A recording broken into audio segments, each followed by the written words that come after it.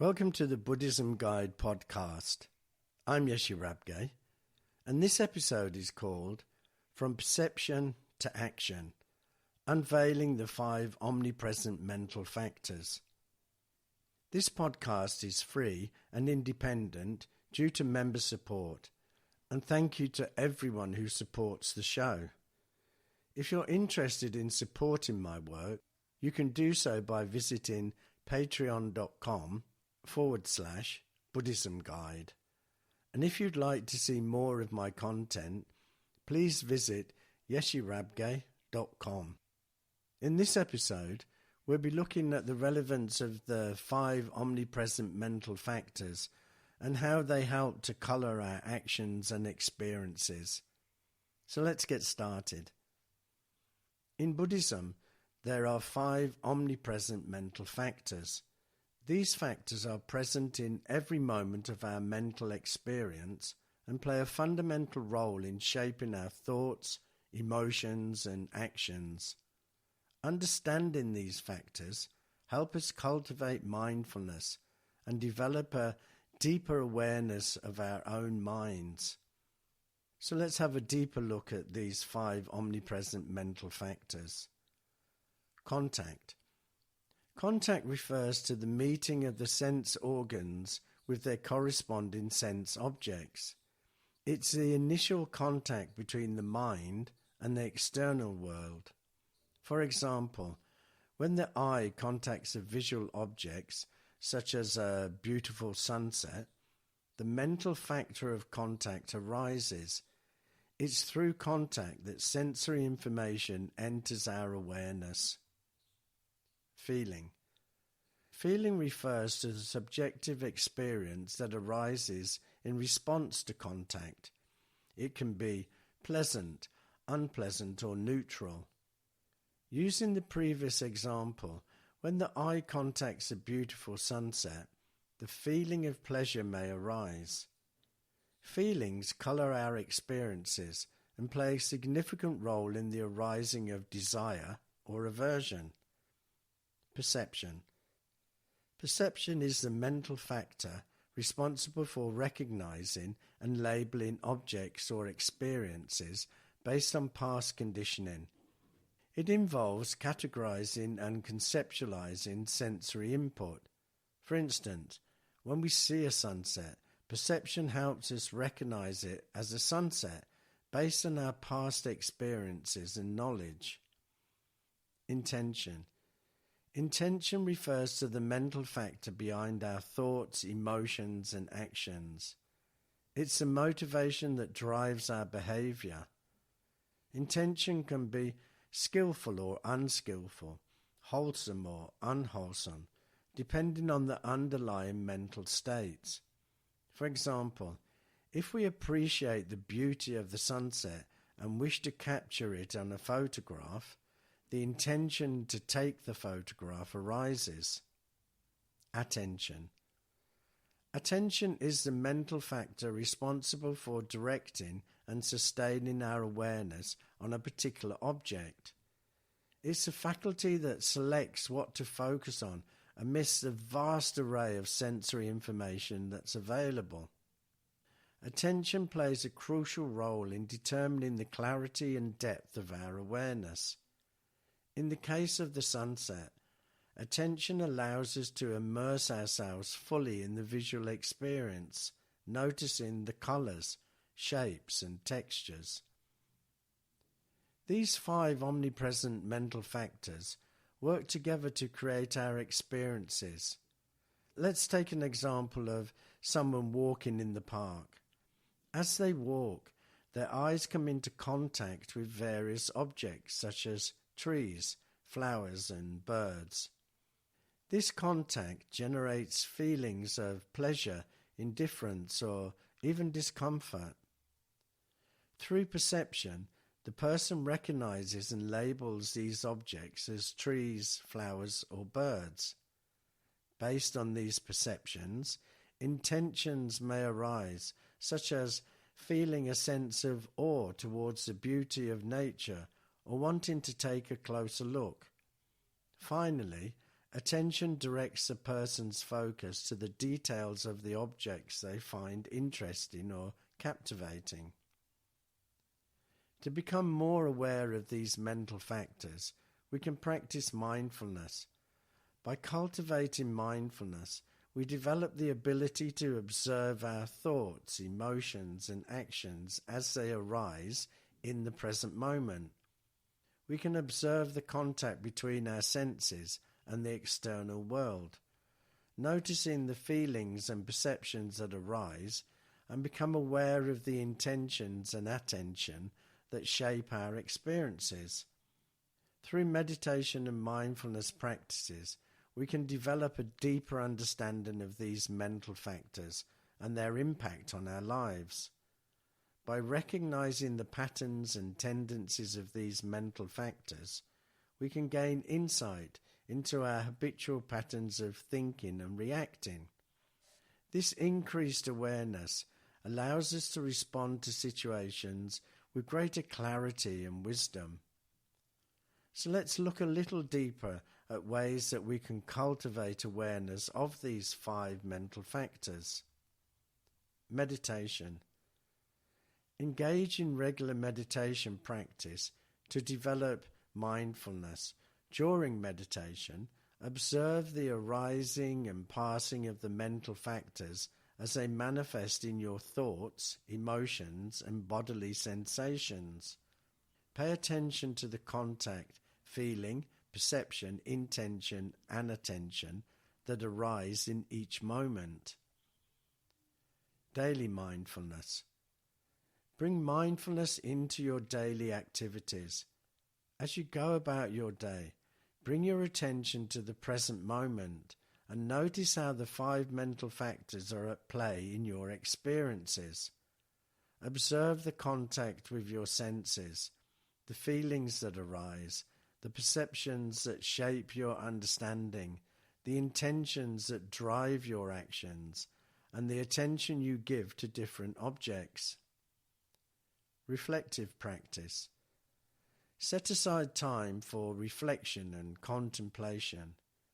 Review your experiences and examine how the 5 mental factors influence your thoughts, decisions, and interactions.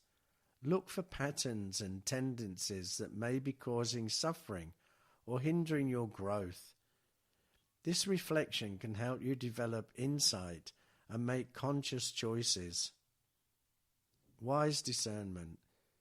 Develop the ability to discern the wholesome and unwholesome qualities of the mental factors. Notice when unwholesome intentions or unskillful attention arise and consciously redirect them towards more wholesome and skillful states. Cultivate wholesome intentions such as kindness, compassion, and generosity, and train your attention to focus on objects that promote well-being and understanding. Non-identification. Practice observing the mental factors without getting caught up in them. Recognize that these factors are impermanent and not yourself. Instead of identifying with them and taking them personally, see them as passing phenomena arising and ceasing in the mind. This non-identification allows you to cultivate a sense of spaciousness and freedom in relation to the mental factors. By developing awareness of the 5 omnipresent mental factors, we can gain a deeper understanding of our own minds and the nature of experience. They can influence our actions in both skillful and unskillful ways, depending on the underlying qualities and intentions present. So here are some examples of how each mental factor can contribute to the skillful and unskillful way of acting. Contact. When contact arises with an object that triggers craving or attachment, it can lead to unskillful actions. For example, if someone encounters a delicious dessert, the contact may trigger strong attachment, leading to overindulgence or greed-driven behavior. On the other hand, contact with objects that promote wholesome qualities can lead to skillful actions. For instance, when someone comes into contact with a person in need, it may trigger compassion and motivate them to offer assistance or support. Feeling. Unpleasant feelings such as pain or frustration can give rise to unskillful actions driven by aversion or anger. For instance, if someone experiences a setback at work and feels intense frustration, they may react impulsively and lash out at colleagues. Pleasant feelings can motivate skillful actions. For example, feeling joy and contentment from a meditation practice may inspire someone to cultivate kindness and share their positive energy with others. Perception. Misguided or distorted perceptions can lead to unskillful actions. For instance, if someone perceives a person from a different cultural background as a threat due to stereotypes or biases, it can lead to discriminatory behavior. Skillful actions can arise from clear and accurate perceptions. For example, recognizing the interconnectedness of all beings through the perception of interdependence may lead someone to engage in actions of altruism. Intention. Unwholesome intentions such as greed, hatred or delusion can lead to unskillful actions. For instance, if someone harbors ill will towards another person, their intention may be to cause harm or seek revenge, resulting in unskillful actions. Skillful actions arise from wholesome intentions such as compassion, generosity, and wisdom. For example, if someone cultivates the intention to alleviate suffering, they may engage in charitable acts or offer support to those in need. Attention. Unskillful actions can arise from unwise attention. If someone dwells on negative thoughts or fixates on flaws and faults, it can lead to an unskillful action rooted in resentment or self-criticism. Skillful actions can emerge from wise attention. For instance, if someone directs their attention to the present moment with mindfulness, they can respond skillfully to situations and make wise choices that promote well-being and understanding. It's important to note that these mental factors often arise in combination and interact with each other, influencing our actions in complex ways. Recognizing their impact and cultivating mindfulness can help us discern unskillful patterns and intentionally cultivate skillful actions that lead to greater happiness, well-being, and the welfare of others. We shouldn't confuse the 5 omnipresent mental factors with the 5 aggregates. These are 2 distinct frameworks used in Buddhism to understand the nature of human experience. While they are related, they focus on different aspects of the mind and used for different purposes. Here's an explanation of the difference between the 2. The 5 aggregates are a framework used to analyze and understand the nature of human existence. They are form, feeling, perception, mental formation, and consciousness. The aggregates describe the components that make up our experience and sense of self. Form refers to the physical body and sensory experiences. Feeling refers to pleasant, unpleasant, or neutral tone of experience. Perception refers to the recognition and labeling of objects. Mental formations refers to the mental factors and volitional activities, and consciousness refers to the awareness and cognition of objects. The aggregates are impermanent, subject to change, and lacking inherent self-identity. They help us understand that there is no fixed and interdependent self-entity behind our experiences. So let's just recap what we've said about the 5 mental factors. They are mental qualities that are present in every moment of our experience. They are contact, feeling, perception, intention, and attention. These factors are considered universal because they arise in relation to all objects of perception and play a fundamental role in shaping our thoughts, emotions, and actions. Understanding and working with these mental factors can help cultivate mindfulness and develop a deeper awareness of our minds.